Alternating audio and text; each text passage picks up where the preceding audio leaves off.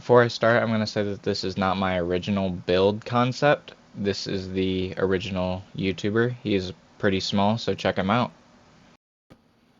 Okay, so I put this build on Reddit, and a lot of people were wondering why I build it the way that I do.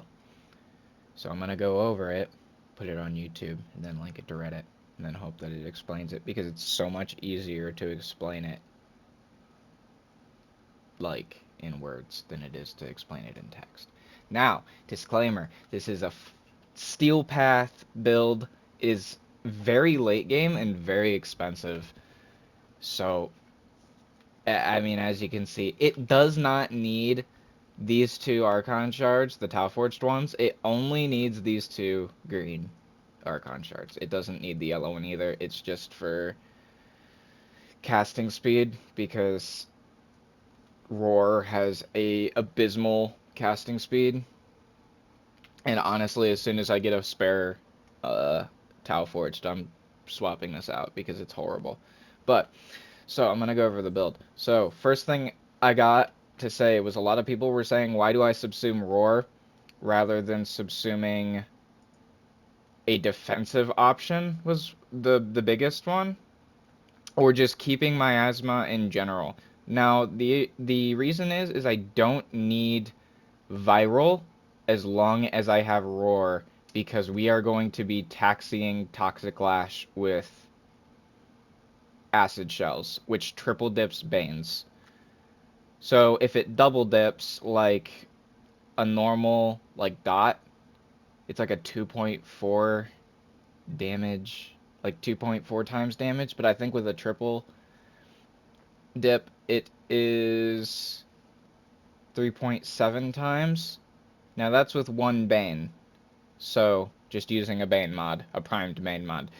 This Roar, with the amount of strength that I have, which is 83, is functionally a primed Bane mod, because it is 55, 54.9, whatever, 55%, which is the same thing as a Bane mod. So that's why I run high strength, because a lot of people were also saying, why do I run Blind Rage? And it's because I want ability strength. Now, people were saying that I don't run max range, which is true, but I run very, very high range. I run overextended and stretch for range. I don't run auger reach. I would, and I used to. Now, what I used to do was I would run auger reach instead of primed flow, and then I would have two blue Tau Forged for energy max, because my energy max was way too low without flow. However, I feel like trading 30% range, getting a huge amount of energy max from primed flow, and then getting these, which I believe is multiplicative on I don't think it's multiplicative on dots, but it's multiplicative on Toxic Lash, or it's the other way around.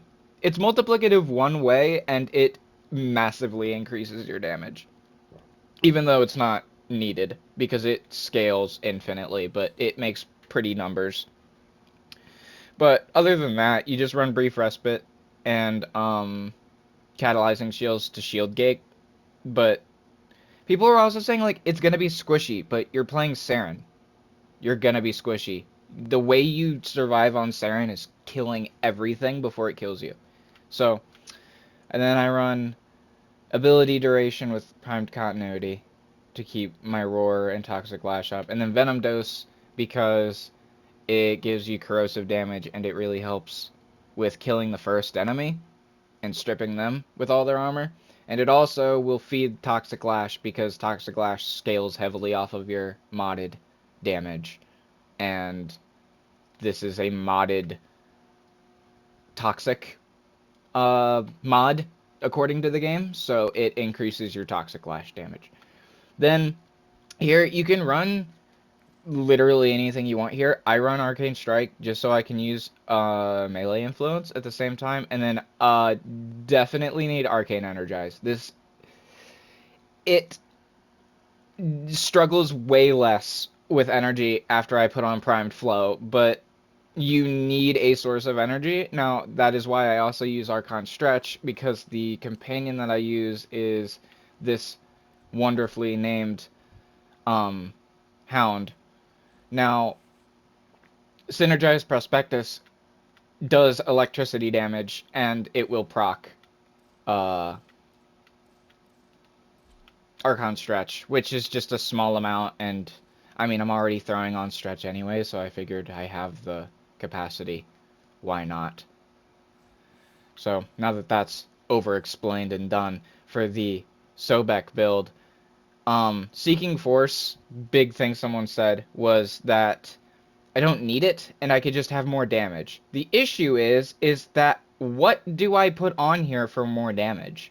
I mean, the SoBeK has shit crit, so even if my Riven didn't have minus crit chance, it's like I can get it up to like 33% crit and like 4.2% or 4.2 multiplier. It's like okay, it's a little better, but if I just hit multiple enemies or get the convenience of being able to shoot through walls, I consider that way better. Now, Tactical Pump is because this thing has horrid reload. 2.1 is not great, and I don't feel like dealing with it. As soon as I get Prime Tactical Pump, I'm putting it on there, and I think if I run Prime Tactical and a Bane, I can't fit Fatal Acceleration, and I will gladly take Fatal Acceleration off, because it's just there. But the Toxic Lash is 99% of our damage, and it does not experience damage fall off, as far as I'm aware. But even if it does, I have not noticed it. It still shreds from, like, miles away, as long as you're actually hitting the enemies.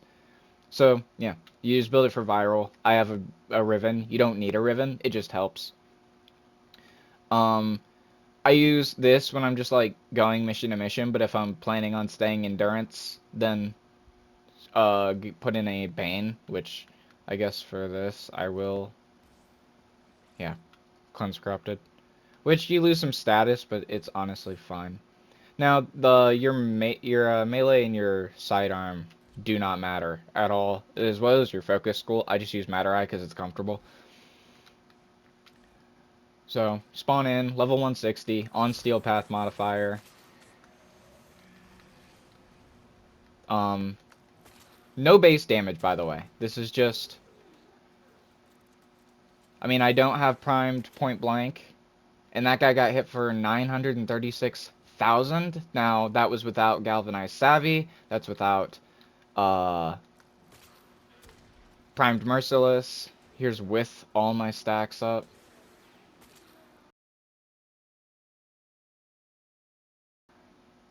As you can see, it's a lot of damage. So now that I've showed that, now I've already showed that in like videos before. So I want to show what it actually can do. I am going to re-equip my melee and my grimoire to show that it can do multiple things too as well. Like it's not, this build is not just probably should put this to solo. All right, so we're back in. Hit these guys with the grimoire, get a little bit of energy going, which is barely any. So I'm just gonna drop a pad just to get it started. So I'm gonna put spores on an enemy, and as you can see, that guy just got completely fucking destroyed. And this is Steel Path. This is Steel Path Conjunction Survival. They're level 180s. You just kind of run at them, and everything dies. Like, sure, I could not subsume... What the hell just happened there? DE moment. Anyway, you could not subsume Roar, and you could subsume Silence, and be tankier because enemies don't shoot at you. Or you could just go for a... like, multiple, different I'm sorry, I'm completely spacing out because I'm playing the game at the same time. Alright, and now I'm going to show off melee influence. Because, melee is OP again.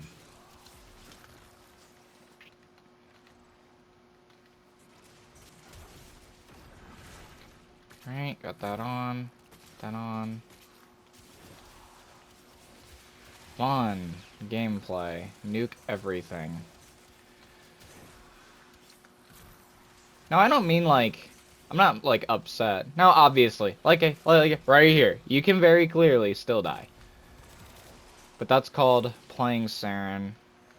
And, when you die, it is very much skill issue. Press, molt better, honestly. Of energy starve, because...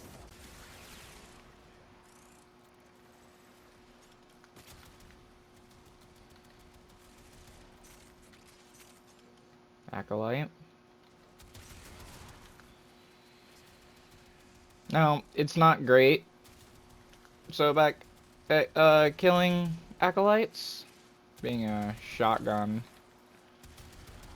but the acid shells does decent damage. It's just not the best in the world, but you know what does pretty damn good damage is your melee with melee influence. But he does a lot of damage to you too, so just be careful.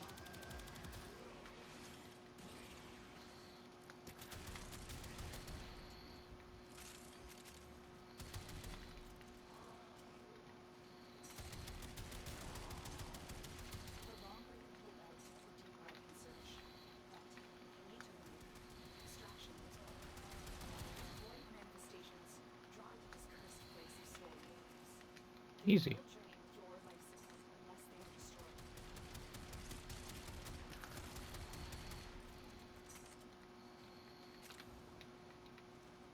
So yeah, that's SaRyN.